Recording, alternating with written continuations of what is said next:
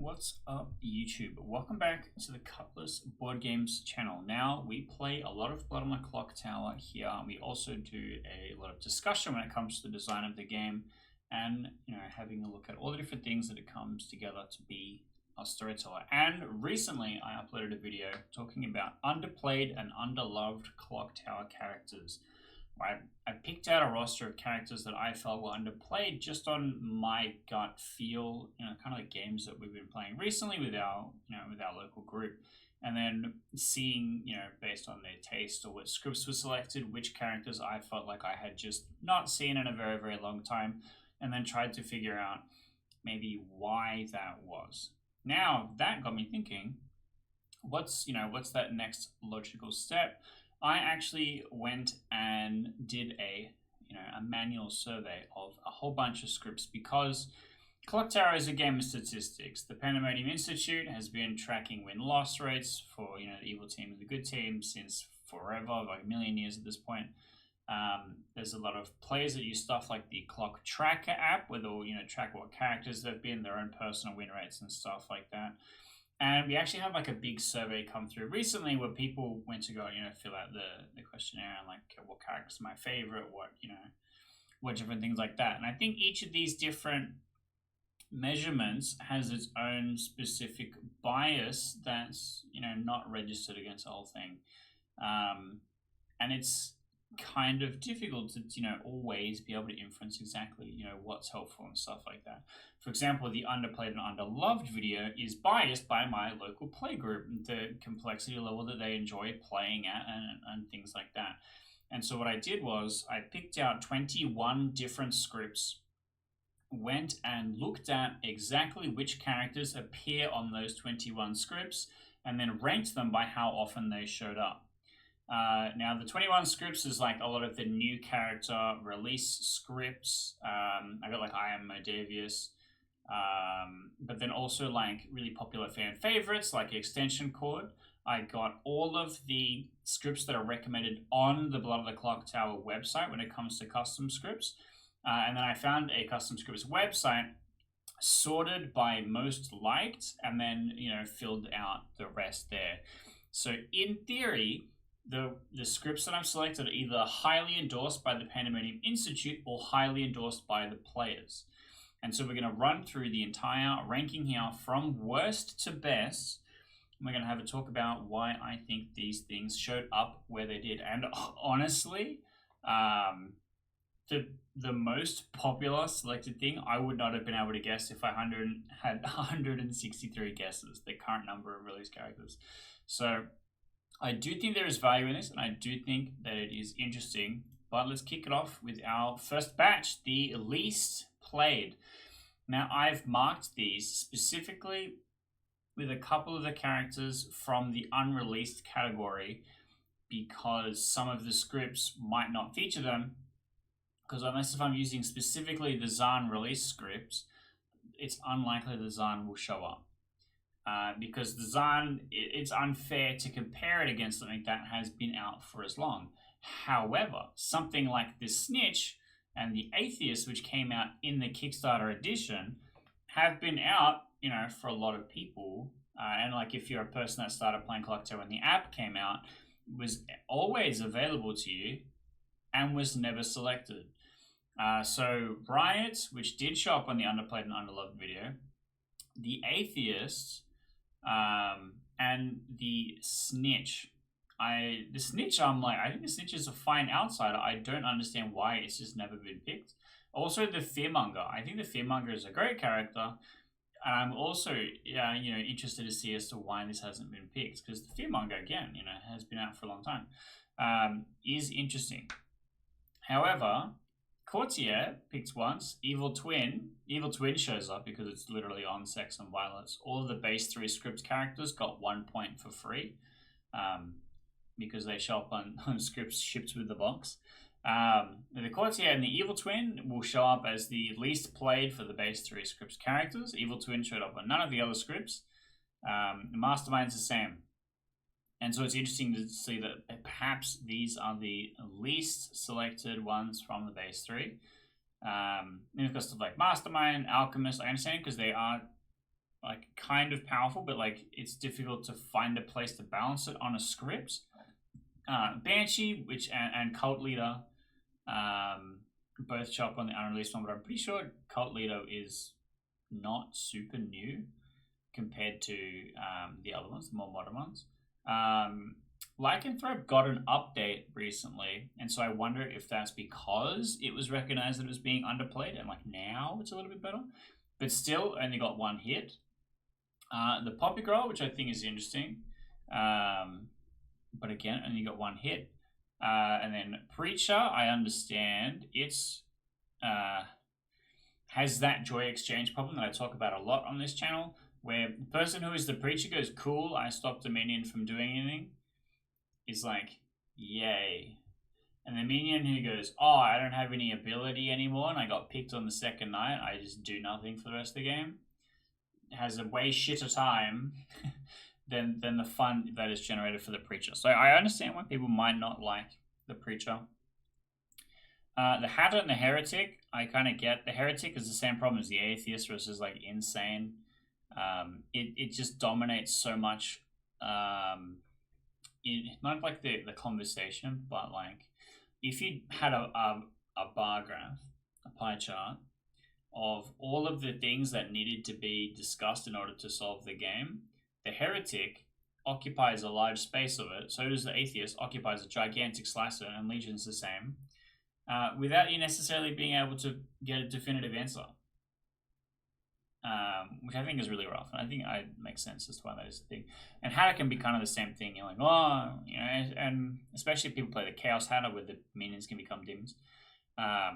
People are like, oh, the Hatter activated. We just went from having an idea as to who the demon was to having no idea who the demon is. And so, you know, I kind of get it. Having a look at this list, I'm like, okay, some of these I understand.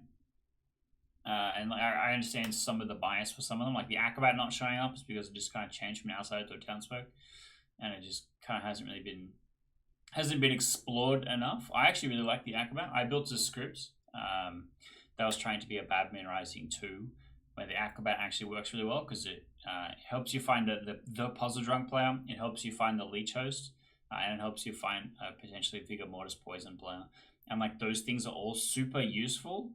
And so I think the Acrobat, you know, is underloved compared to some of the other ones where I'm like, maybe they belong here.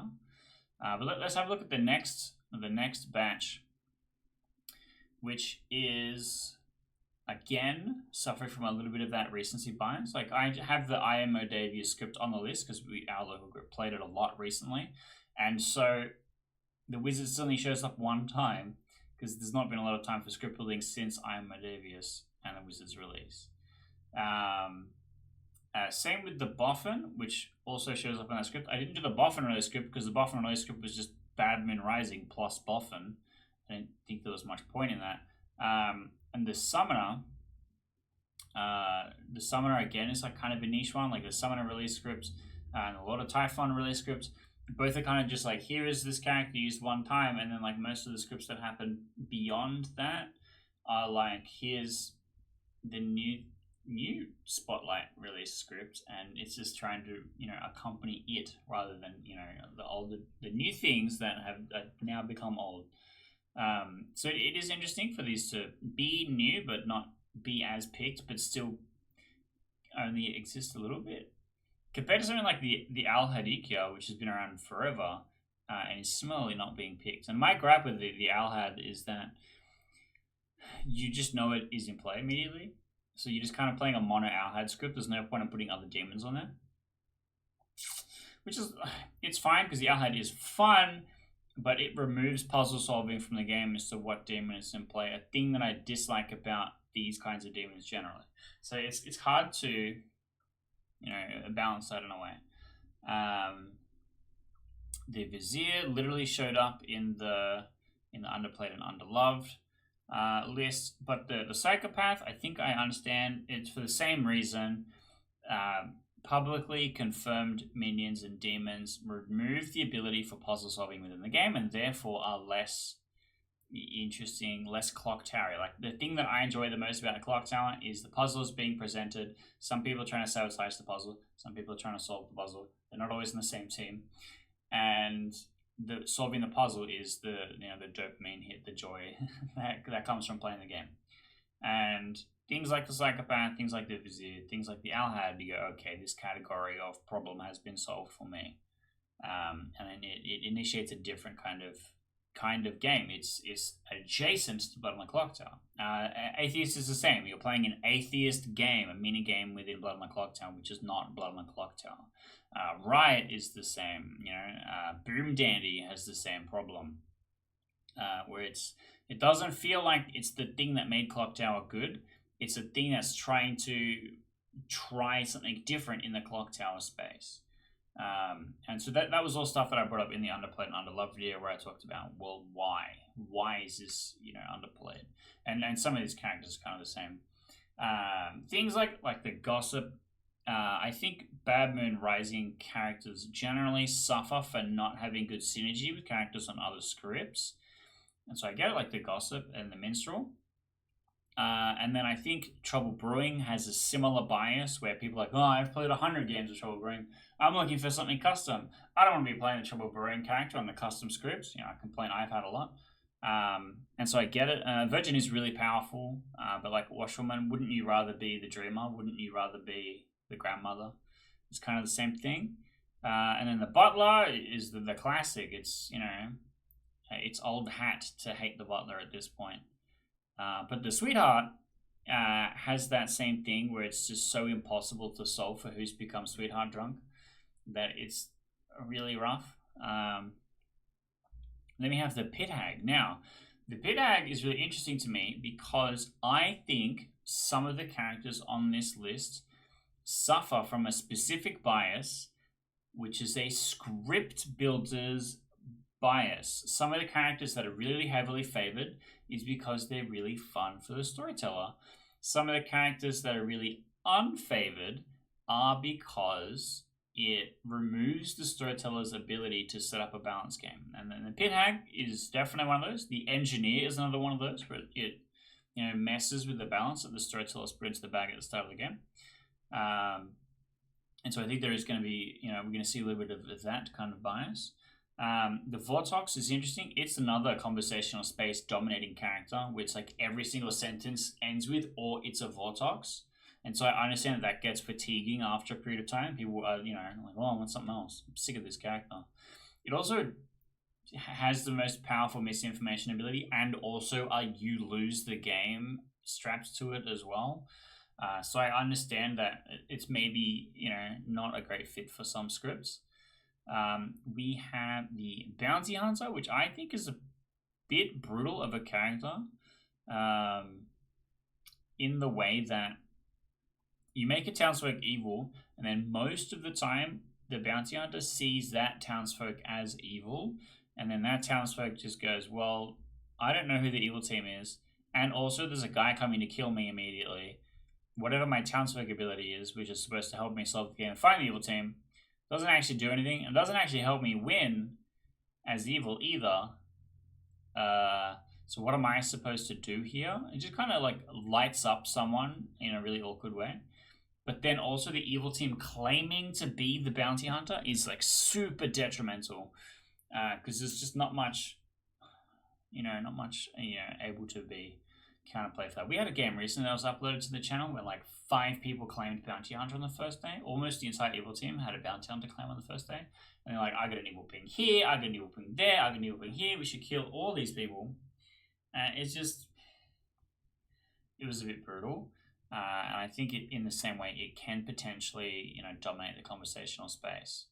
But surprisingly, King and the Choir Boy got 2 different hits.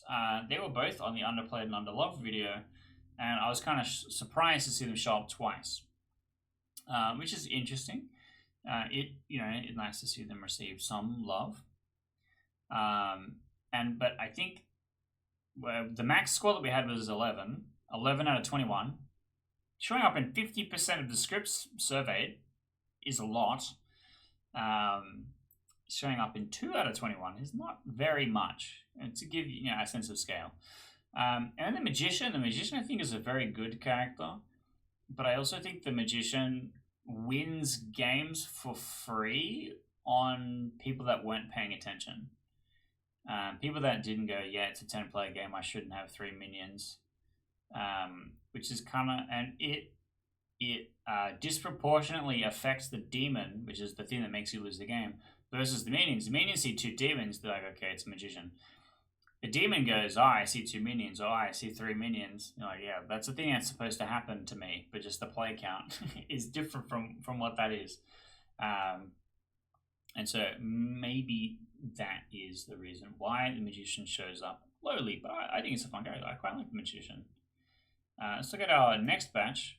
We're starting to get a little bit deeper in here.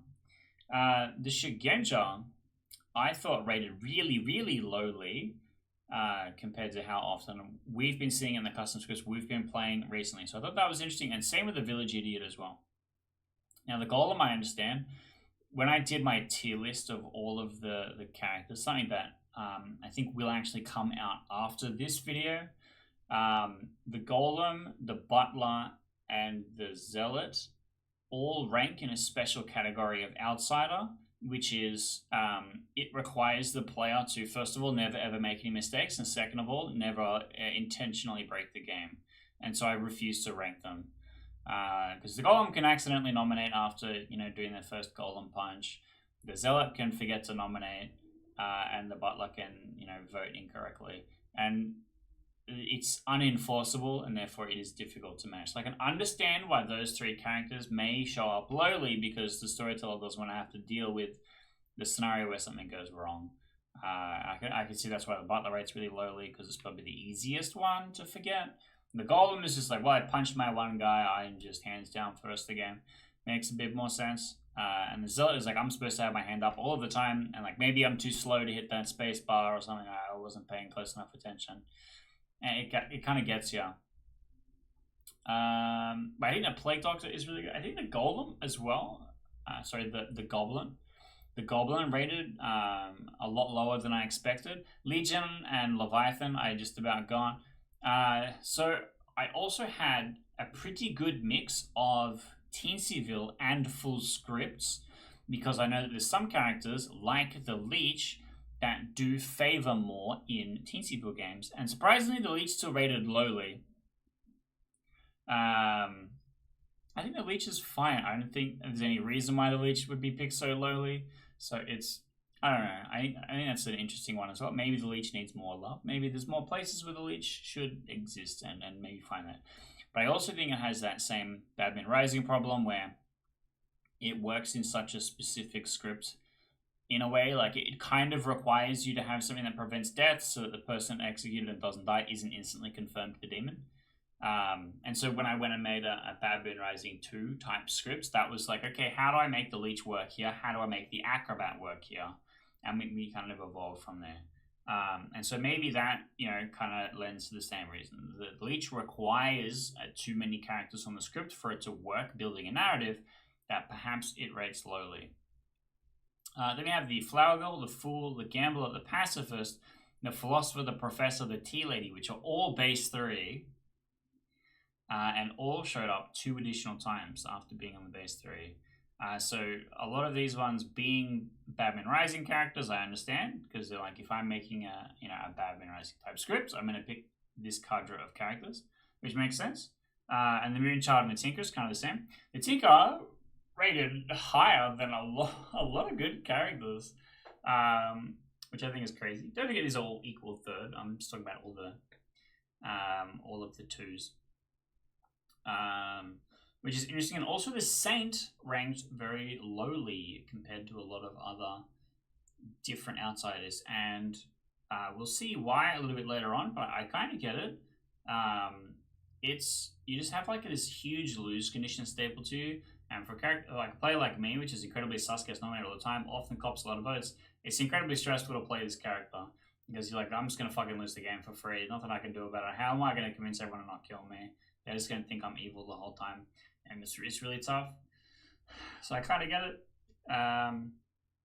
But it's one of those things where the space for play isn't as big compared to some of the other outsiders. And the Baron is the same thing. The Baron shows up and it does something, and it doesn't have a lot of space for play.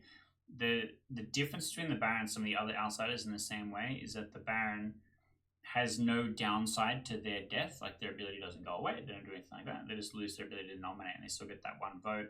So they're like, I can be big and crazy and stuff like that, which gives like a really high skill ceiling. Like a really advanced player can take advantage of it, but a really beginner player is just like, what do I do here? I'm just gonna not vote for my own demon, and maybe we don't lose the game. And it it's a bit hard, and also it makes it difficult to balance for scripts, because you can, especially with some of the outsiders, as they get more powerful with more releases, putting 2 in there can be kind of brutal. So I kind of get it. It has less of a fun factor. Of the minions you're excited to receive, I think the Baron, rates as lowly as you'd expect. And then next we have the Nodashi, the Shabaloth, and the Zombuul. Zombuul, I get it. I think I hear a lot of hate about the Zombuul. The Shabaloth is entirely because it's difficult to, like, again, it kind of proves that itself that it's in play when there's a resurrection, because there's not enough things that resurrect in a way that could, fake a Shabaloth in play. And that was, again, one of the other goals for my Badman Rising 2 scripts, was to create states where a Shabaloth could be thought to have been in play but not actually be in play, by creating extra resurrections and stuff like that, obfuscating how many deaths had happened. And so I think that's just, you could release a few new characters and the Shabaloth would become much more playable. I think it's just the same problem as the Owl had. It just becomes too obvious. You might as well have just a mono Shabaloth script. But the Nodashi, especially with the popularity of Extension Cord, a script that's been in the online app like since release and still is there, it's interesting that it's either people are like, well, if I want to play a Nodashi script, I want to play just Extension Cord, or like they've seen the power of the Nodashi and how cool and fun it can be and just have not been putting it on scripts. So I think that's perhaps interesting, perhaps curious. Then we have the Knight and the Night Watchman. The Night Watchman, when I played in playtesting way back when, before Kickstarter release, I fucking hated the Night Watchman. Because I played 2 games. Both times I picked an evil person, and they go, I didn't receive anything. You must be poisoned. I literally scan the script and go, there's exactly one scenario where this happens. Literally any other person, comes out with my information makes no sense. I'm like, you have to be evil, or this person has to be evil, because my ability did not work. The one thing that I get to do, I get to be trusted, and then people would shade on me. I'm like, what the fuck? I tried my best, and I just picked wrongly. Like, you activate the first night, I go 1 in 12, and I picked the demon. Great, But playing it more modernly, people are a lot more enthusiastic about it. People are a lot more, kind of goofy and fun. It's really good in Teensyville. I really appreciate the Night Watchman in a Teensyville, because even if you do hit an evil player, they don't know who the other evil players are, but they know that you are not. So the evil team gets a little bit of information, but then they're more likely to work with you and trust you, because they're like, I want you in my pocket, which I think is interesting. And so I've grown a little bit more of an appreciation for the Night Watchman.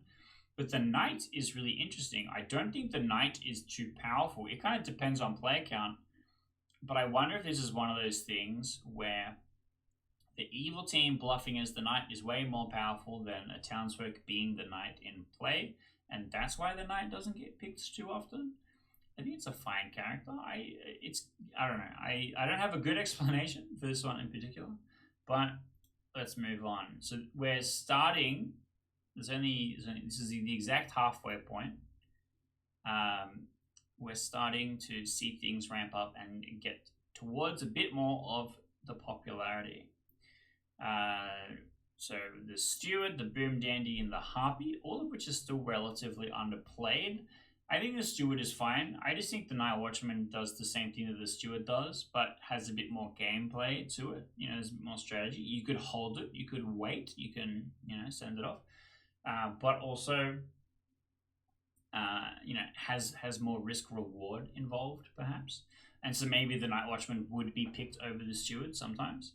The Boom Dandy, I am not a big fan of, because it turns an hour and a half game into a 15-minute game. And if you're intending to play a 15-minute game, play a 15-minute game, play Codenames instead of putting the Clocktower.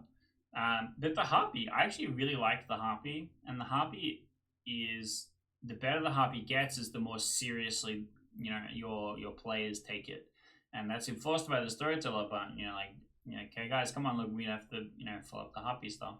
I think is really good, and it's a nice natural evolution of what Sex and Pilots brings with the Serenovus and stuff like that.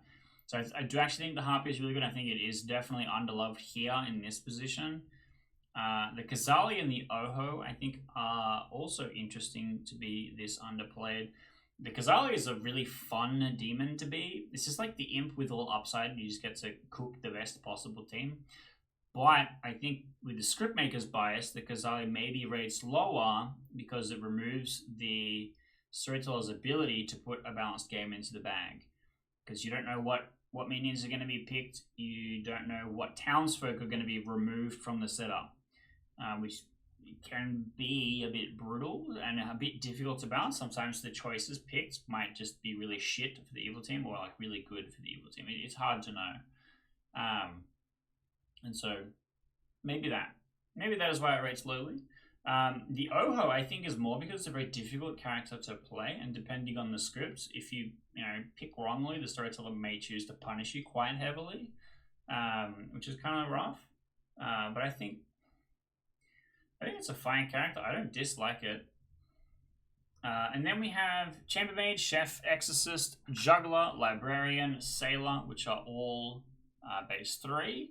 The Chambermaid, I think, is the best information character of that list. I think the Juggler is fun, but it doesn't, as you can see, it's a little bit underloved as well compared to the others. I think the Sailor makes sense, and I think the Librarian makes sense. The Librarian is either way too powerful because the outsider confirms is like a huge downside. They would never execute this person, which again works really hard as like an evil team bluff. Or it just does nothing. It just has no game impact. I think the Librarian again is a Storyteller thing where it's like how useful the Librarian is how well the Storyteller uses it. And so a Storyteller who's like, well, either I can't use it effectively or I don't think it works with the synergy is probably not gonna be using it at all.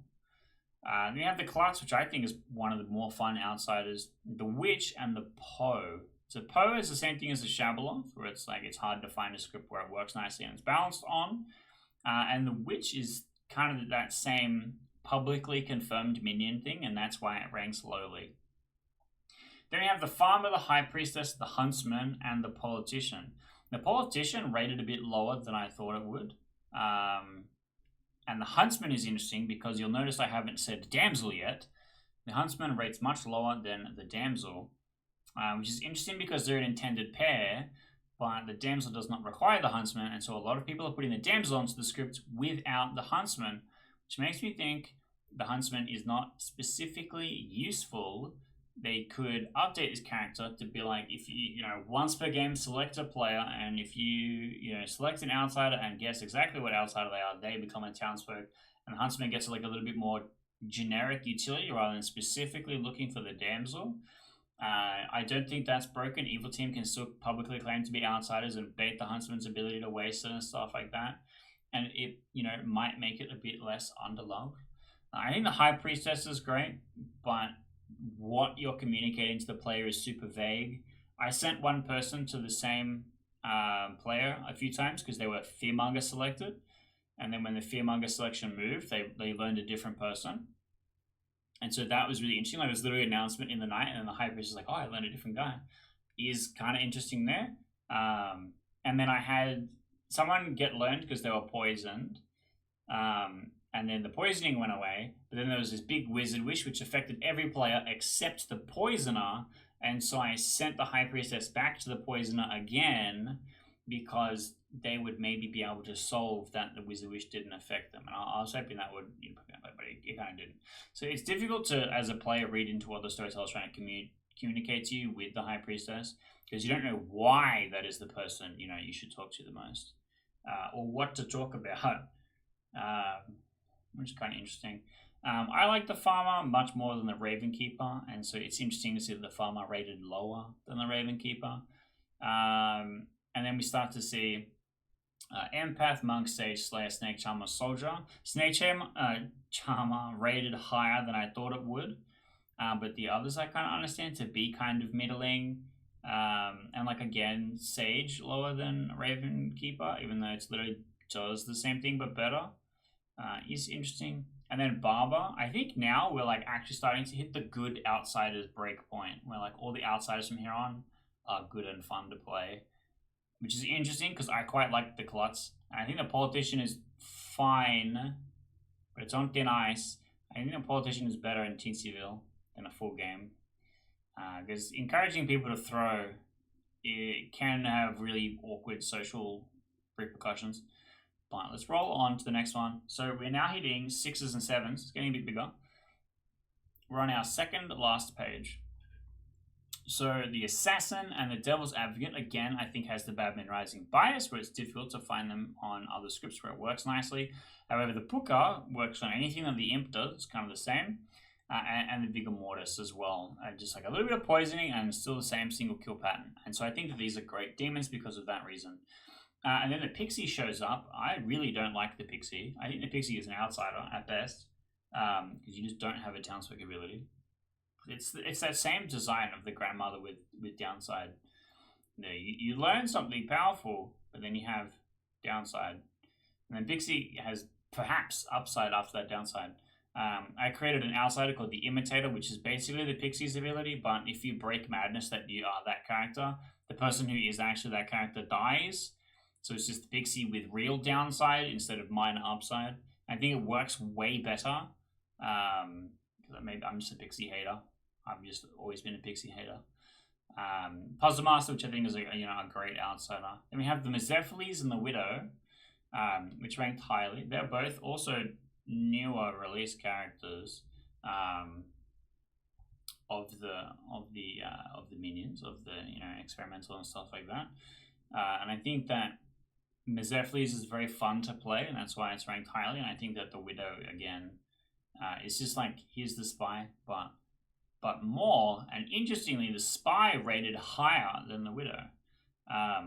The Spy that my gut read was that it was going to rate lower because we had the Widow, and I think that encouraged more higher skill ceiling play because you see the entire Grimoire, you can make the best poisoning choice.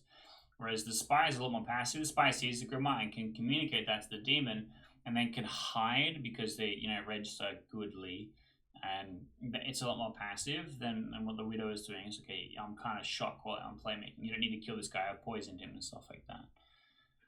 Let me see.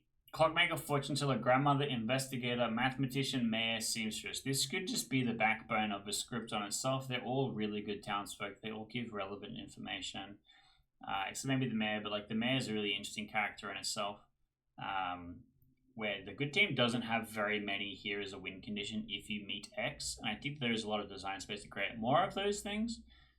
There's a few unreleased characters that are like that I would like to see them become released. And so that's interesting. And then the Goon, how did the Goon get so high? The Goon is a character we almost never see on this channel playing in the scripts that we've selected. So I was shocked to see that the Goon rated so highly. Which is, I don't know, I can't tell you why. I don't know why that is. Maybe maybe it's fun. Maybe people like being evil temporarily. I don't know. Marionette, absolutely. I'm surprised it's not the most popular minion. It's definitely a very popular minion, and I think it is amongst the fun minions to have as a demon, not necessarily minions to be. And the Marionette is more fun, not in the game than in the game, because you are still convincing people, but you also have a real minion. Then you have Artist, Dreamer, Innkeeper, Ravenkeeper, all powerful townsfolk. And then the Fangu, which is basically Imp with upside. There was a few scripts that were like very outsider focused, and so the Fangu was like an easy choice to include, and I kind of get that. And so I think the Fangu has a little bit of a bias because of the scripts that ended up in the selection pool had that minor theme show up. But let's get to the final slide. Let's have a look at what the most popular Clocktower characters are via script makers. The most popular character is the Mutant. What the fuck?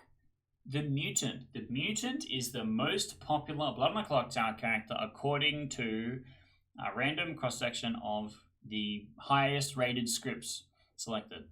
So there you go.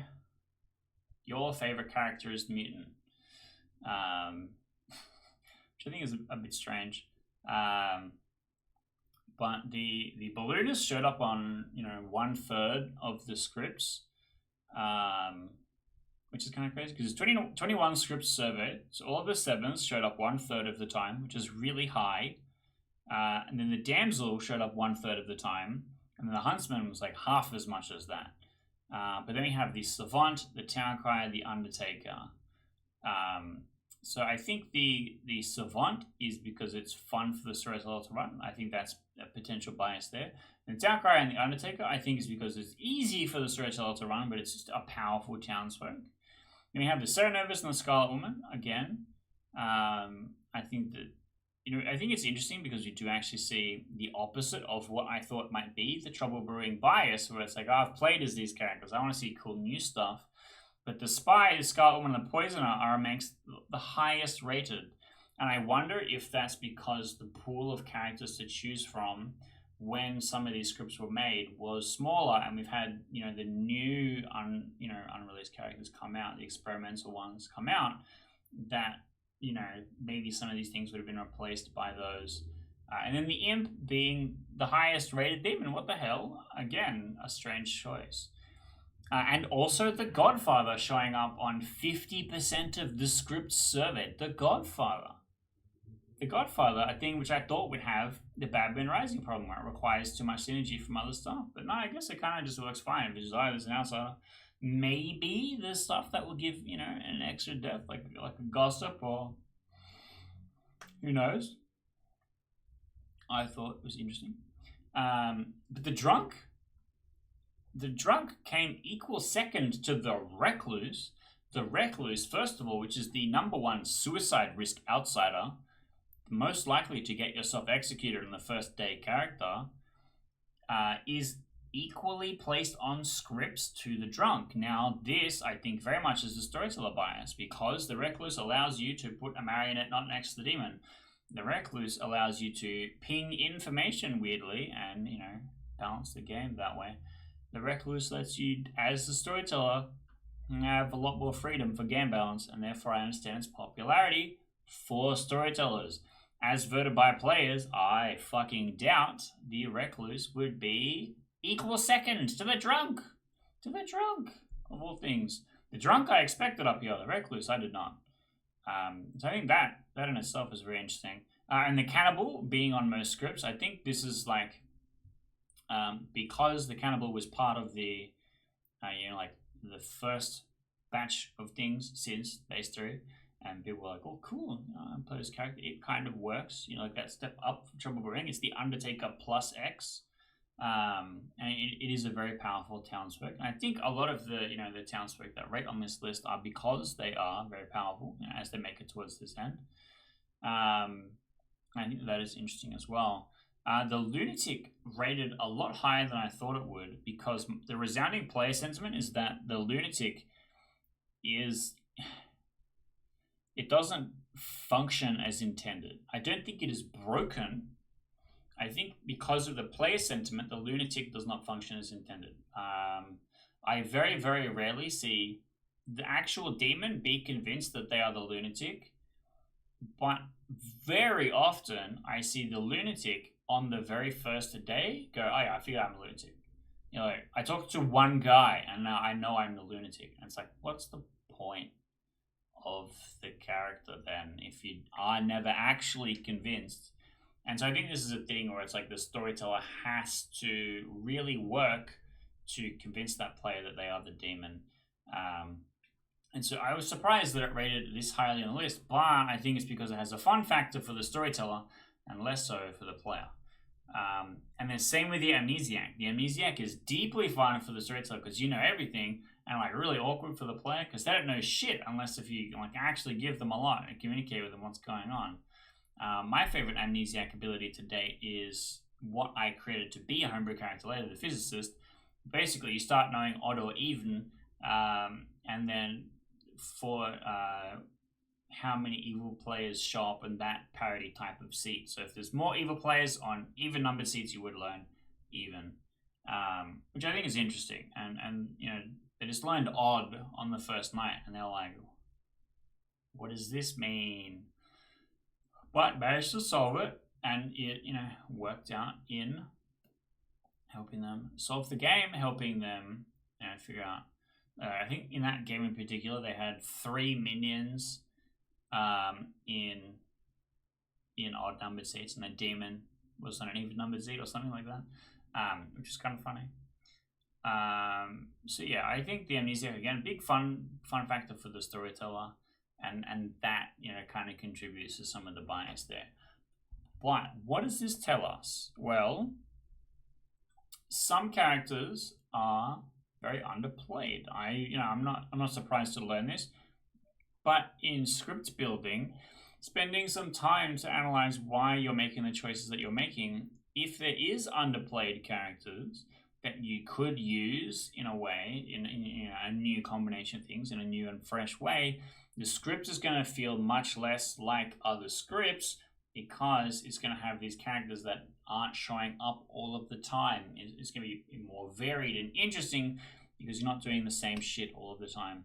And there's always going to be different combinations of evil players bluffing as townsfolk that you can, you know, find cool, weird, different ways to, you know, set up a script to make things happen. There is 163 characters according to this survey. I'm pretty sure I got them all. And there's a lot of space there. There's a lot of combinations of 26 that you can make from that. And so I think there's a lot of interesting stuff that you can kind of play with here and have a look. Like maybe you just go, okay, here's the top 15. I have no idea how many, I didn't want to count. And you go, okay, well, I have 2 demons here, the Fangu and the Imp. I've got the Serenovus, the Scarlet Woman, the Poison, and the Godfather. That's the beginning of my scripts. I've got the Lunatic, the Drunk, the Recluse, and the Mutant. Excellent. I get the Cannibal, the Fisherman, the Oracle, the Amnesiac, Undertaker, Towncrier, Savant, and Balloonist, the Ravenkeeper. That's a script. That's just directly a script. And then you just go, okay, what extra townsfolk am I adding? What extra 2 demons am I adding? That's a script. And looking at the data, Clocktower in particular is very good about keeping data. It can give you, you know, ideas, give you information that can help you become a better storyteller, which is why I do this kind of stuff. I like investigating these kind of things. The whole point of the underplayed and underloved video was like, why is the Vizier not showing up on any scripts? Why is the Evil Twin not showing up on any scripts? Is it something the storyteller can do to make this character more playable? Is there a homebrew character that needs to be created to make these things work better? That was kind of my solution for the Shabaloth. The Shabaloth needed a townsfolk, which I created, called the Herbalist, where it's each night asterisk, a townsfolk might be resurrected, which is basically the same thing as the Pacifist as far as utility and game balance, except the difference is that the Pacifist doubles for Devil's Advocate, doubles for Leech, doubles for, you know, all the execution prevention things, but there's just only the Professor that doubles for a resurrection doubling. And so to have in the Herbalist as well as the Professor, suddenly there's lines of play where you could convince people that there is a Shabaloth in play, because you might see a regurgitation from time to time. And so that, you know, might solve the problem of the Shabaloth being underplayed. And so maybe some of the other characters that are low on this list, like, let's go back and have a look really quick. Like the Acrobat. I think the Acrobat is a great character, and finding a script that uses the Leech really well, uses the Vigor Mortis really well, and uses the Puzzle Master really well, is going to make the Acrobat more playable. I don't know why the Alsa here didn't rank highly. One of the other things is that people have an aversion to shenanigans characters, like the Gossip, like the Alsa here, like the Slayer, like the Juggler, because it takes up discussion time during the day and an important everyone has to sit down and listen to you time. Which I can understand can be frustrating if you have a lot of them. But I don't see why the Snitch is not played. I think there's heaps of other characters that are way shitter that the Snitch could have been selected for. And so maybe it's time to make some scripts where the Snitch works really well, right? Or the Fearmonger. What are some, you know, good scripts where the Fearmonger could be a good selection and stuff like that. Hal Do we make the underplayed characters more played? How do we use the most played characters to ensure that our scripts are fun? And then that is just some stuff for you to be thinking about in your storyteller journey. How can you deliver the best, most fun game? Because that's the thing that I'm always thinking about. How can I balance this game the best? What kind of things can I bring to my play so I know that they're having a fun time? How am I, the storyteller, going to have a fun time? What cool, goofy thing can I innovate? What cool, goofy thing can I do so that it's going to be a fun YouTube video for everyone to watch at home?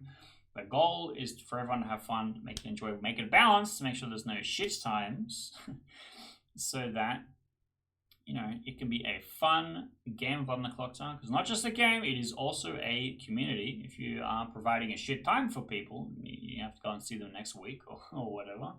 I want to avoid that if possible. And so doing my best to look at stuff like this, kind of a professional development angle. How can I get better at what I'm doing? How can I learn more and see what other people are doing and learn from them? I think is important. And if you agree, maybe you should check out some of the other stuff on the channel. I will, up on the screen, have the full Blood on the Clocktower playlist. It has all of the gameplay, it has all the commentary stuff. But I do have a separate playlist just for commentary stuff if you wanted to go and investigate that as well. Where I've recorded tier lists. They're currently scheduled. They will come up later. I've done a lot of storyteller commentary stuff where we talk about the different characters. I did recently upload an underplayed and underloved video, which I will have linked up here, where you can kind of see where I talk about what my gut feeling was for the most underplayed characters. And you can see how that measures up against my survey data, which I think might be interesting. And as always is the subscribe button. If you are, in fact, 46 minutes, 38 seconds into the video, you perhaps like Blood on the Clocktower and may have fallen asleep to me talking, which means that you might enjoy falling asleep to me playing a video game or playing Blood on the Clocktower. And so you should consider waking up and clicking the subscribe button, because I would greatly appreciate that. That would be just a cool, nice thing for me. But in the meantime, stick around, because we have a lot more cool Blood on the Clocktower stuff coming up. I'm actually doing a video upload every single day for 2025, and a lot of them are going to be Blood on the Clocktower. And a lot of them are already recorded and scheduled in advance, so stick around, because I know for a fact there's some cool stuff coming along.